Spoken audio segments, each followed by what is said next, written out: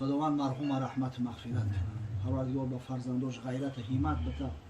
همیشه در ذهن شو باشه که هر عملی که میکنیم در عالم برزخ نزد امو گذشته ها معرض میشود. عمل خیر خوب که باشه روح بریده میشود. اما خدای نکرده اگر کاری ناخوب ناشد کردیم بسیار رنجور میشود، پژمرده میشود. مسلمانی واقعی کسی هست که فرزند حقیقی انا همیشه اندیشه کنه که پدر و مادر در بابا و بیبی را در عالم برزخ در خجالت نمونه. ولی سوال شد که اطراف طریقه صحبت کنه.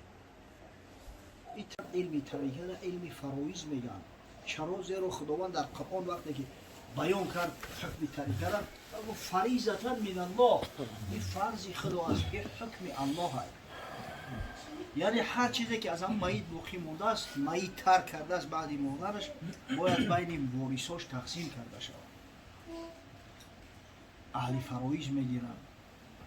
مقصد کسی که اهل فرایض نداره با خویش اقربا عصبه به نفس دیگر عصبه به غیر بعدا تقسیم میشود. اما همین فرض خدا باید انجام بده. تا زمانی که فرض انجام نگرفت روح آرام نمیگیره. اما ارواح دائم بیچاره همون منتظر هستند که کی حق به حقدار میرسد.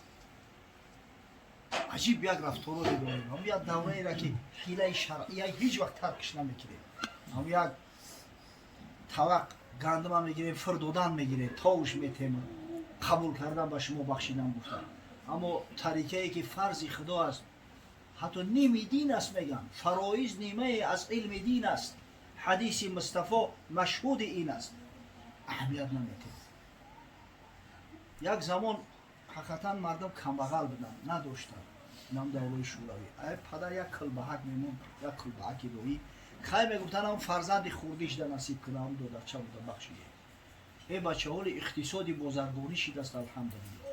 خدا را شکر که مردم دارن یک چیزی دارن. خطی ایشان قاری اومده همه ماشین محشر را دید گفت ای بچه ای بنزین خرید 10 سومان شده است این ماشین بی در راه رو. خدا را شکر، ما شکر میگیم. امروز روزی نیست که دیگه بگو که خیلی فلانی در بخشیدم. اگر همون بدونه که حقش چند قای هرگز نمیبخشه. ولی حتما باید همین میتو طریقه شود. ما اونمایی را میدونیم که مرده شون از 3 سال شده است ولی هم رزمار خلاص شدگی نیست. ولی هم دعوا و جنجال رفته است. اما یگانه راه خلاصی، یگانه راهی که برادر به برادر دشمن نمیشه.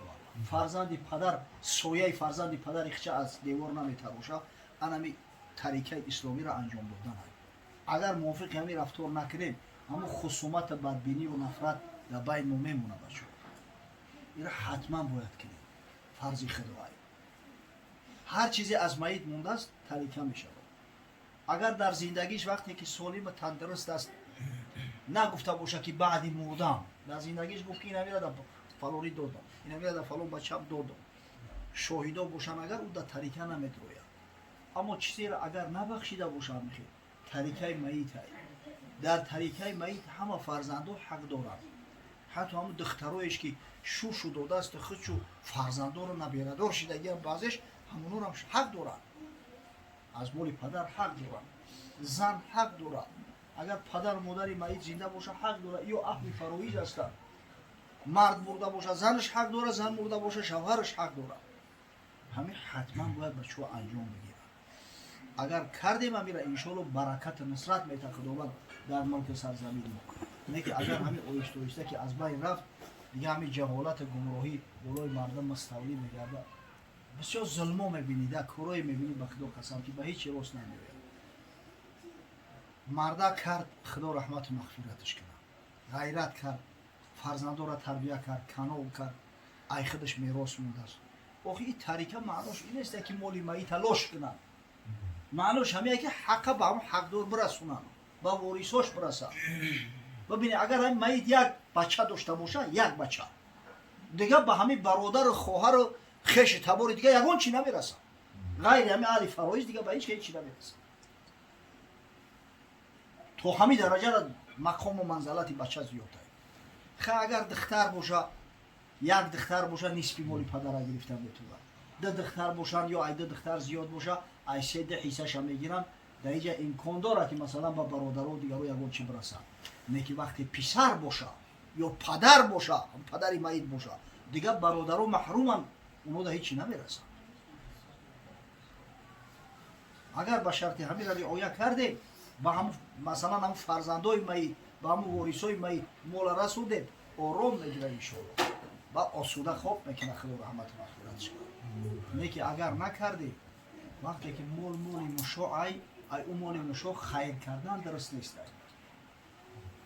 اگر ما بودو یگو فرزند از پول و مال خودش کنه مرحمت نه که از مالی که از پدر موندگی ای تا زمان تاریخی را شما هیچ کار کردن نمیشه خاصتا که خدای نکرده اگر یگو فرزند پدر نابالغ باشه در بین وارثا اگر یک نابالغ باشه دیگه هیچ علاج دیگه نیست ولی یک عادت داریم بعد جمع بشیم ما بخشیدیم اینم کمپیر اوچمون دا بخشیدیم بعد میگویی که برادر اگر ما بودو همی کمپیر اوچت بگه که همی دخترک به خونه نداره همه همی خونه داره دخترش بتا تو روزی میشه بری روزی نمیشه دعوا و جنجال میبردن هیچ تری بخشیدن او وقتی که بخشیدی مولی هموشید یا بیگونه دم که بتا تو نام گفته نمیتونی اگر تو حقیقت هم ببخشی دیگه گفت دیگه اوخی بخشیدن دروغ های اما یا بلا کنیم که تاریکه نشوده از همه راهی بهتر خوبترش همیه که همون ملوی محله را بیوری بگیره تاریکه کنه حقی هر کس تعیین کنه کی چند کمی گیره بعد مرحمت کسی جوان مرد اینا میخواه حق شدن کسی بخشیدن بگیره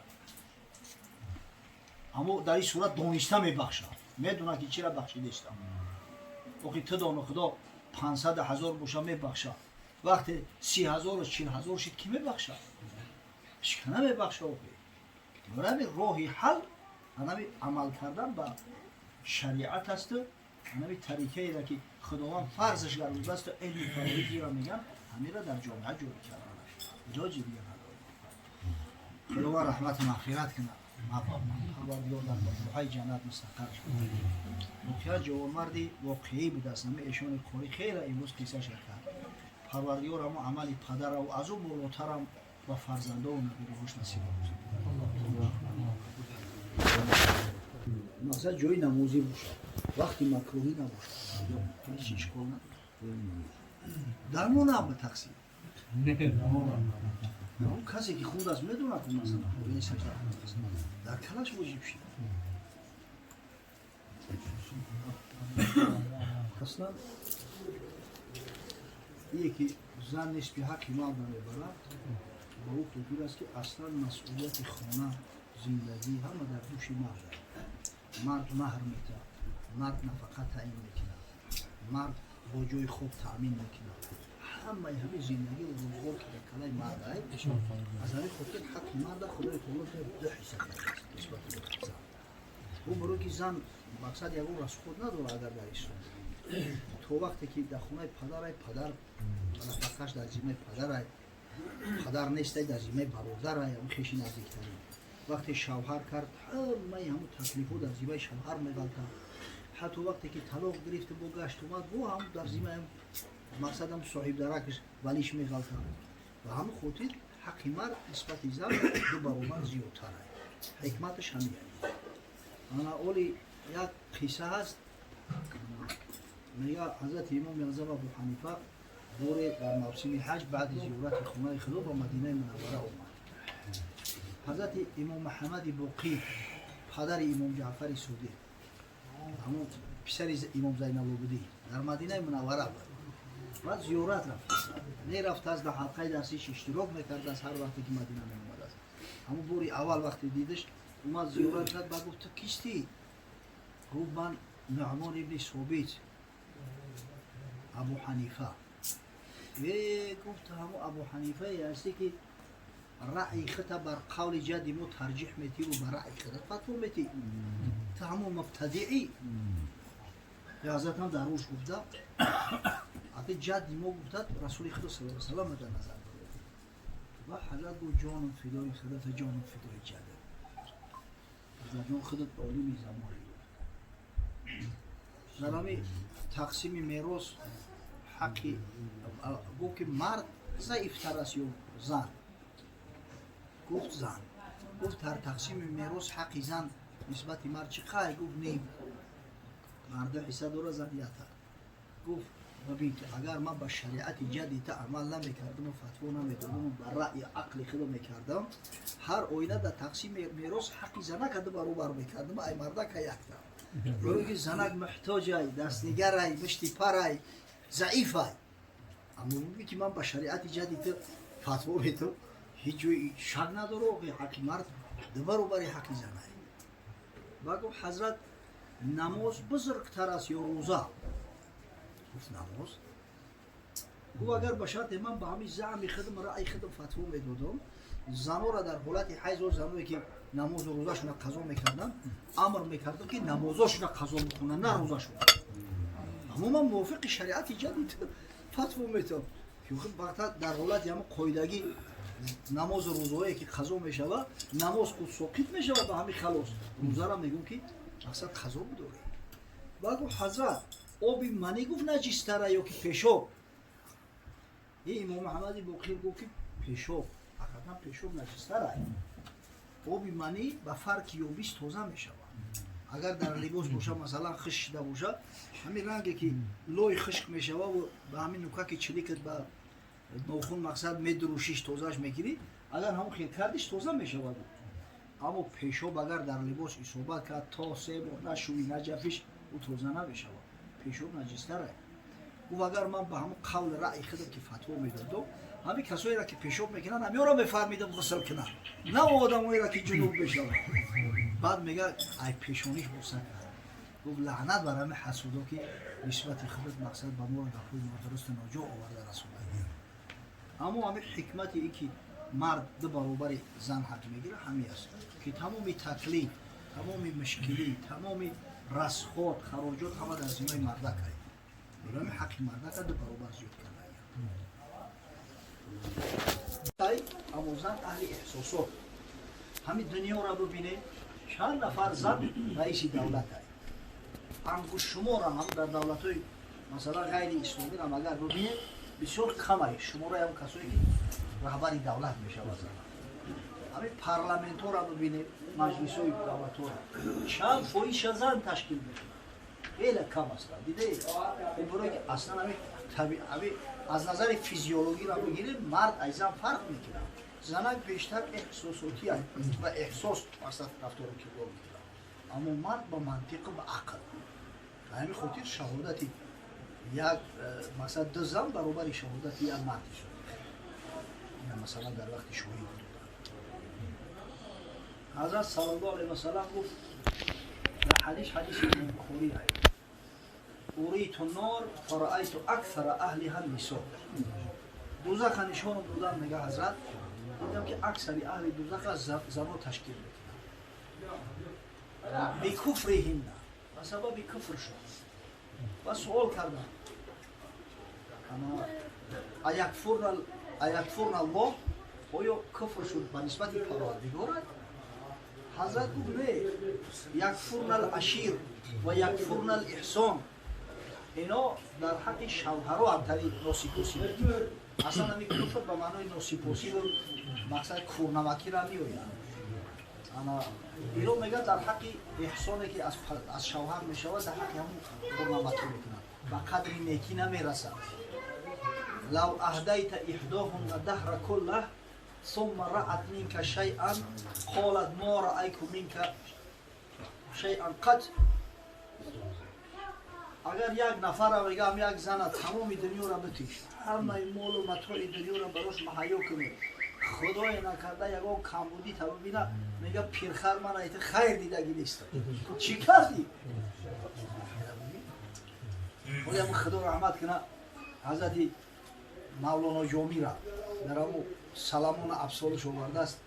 میگه گردی 100 سال زن را سیم و زر، پای تا سر گیریش اندر گهر، جامه از دیبای ششتر دوزیش، خانه از زرین لگن افروزیش، لعل در آویزه گوشش کنی، شرب زرکت شربتی نوشش کنی، هم به وقتی صبح هم مقام شام خانش آرایی به گوناگون طعام، چندین نمود طعام براش در صبح شام بیاری.